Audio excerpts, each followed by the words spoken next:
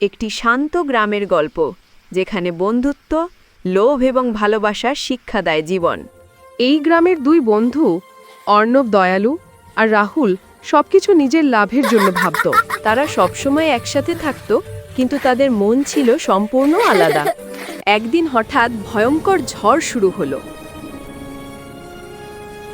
এক বৃদ্ধা দিক হারিয়ে ঝড়ের সঙ্গে লড়ছিলেন। অর্ণব ছুটে গিয়ে তাকে নিরাপদ স্থানে পৌঁছে দিল।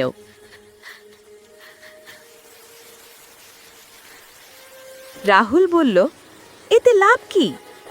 অর্ণব শুধু হেসে উত্তর দিল, ভালো কাজের মূল্য সব সময় থাকে। বিদায়ের সময় বৃদ্ধা অর্ণবকে দিলেন একটি থলি ভরা রঙিন বীজ। অর্ণব মন থেকে সেই বীজগুলি তার বাগানে লাগিয়ে দিল। রাহুল বলল, ফালতু কাজ, এতে কিছুই হবে না। দিন যায়, মাস যায়, ঋতু বদলায়। অর্ণব প্রতিদিন সেই গাছগুলোর যত্ন নিতে ভোলেনি। যত্নের ফল ফুটে উঠল, গাছটি বড় হতে লাগল। তারপর রোদে জলজল করে ফুটল একটি সোনালী ফল। গ্রামবাসী ফল দেখে বিস্মিত হয়ে গেল। অর্ণব ফল কেটে গরিবদের মধ্যে ভাগ করে দিল। সবাই অর্ণবকে ভালোবাসা এবং সম্মানে ভরিয়ে দিল। এতে রাহুলের মনে ঈর্ষা আর রাগ দানা বাঁধতে লাগল।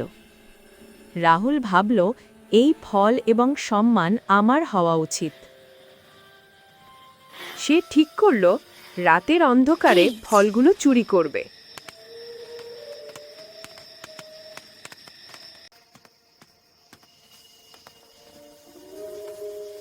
সে ধীরে ধীরে ফলটি ছিঁড়ে নিল। হঠাৎ ফলটি পাথরের মতো শক্ত হয়ে তার হাত কেটে দিল। ঠিক তখন সেই বৃদ্ধা আলোর ঝলকে উপস্থিত হলেন।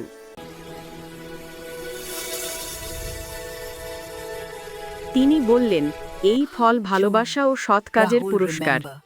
লোভী মানুষ কখনোই এই ফলের উপকার পাবে না। রাহুল নিজের ভুল বুঝতে পেরে ভেঙে পড়ল। অর্ণব এসে তাকে বলল, ভুল করলেও মানুষ বদলাতে পারে।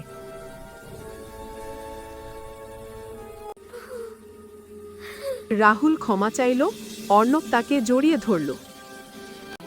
দুজন আবার আগের মতো বন্ধু হয়ে গেল।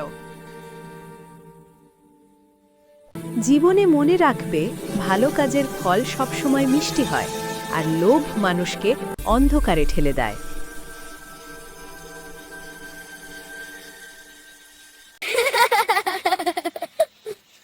अच्छा लगा तो लाइक और सब्सक्राइब कर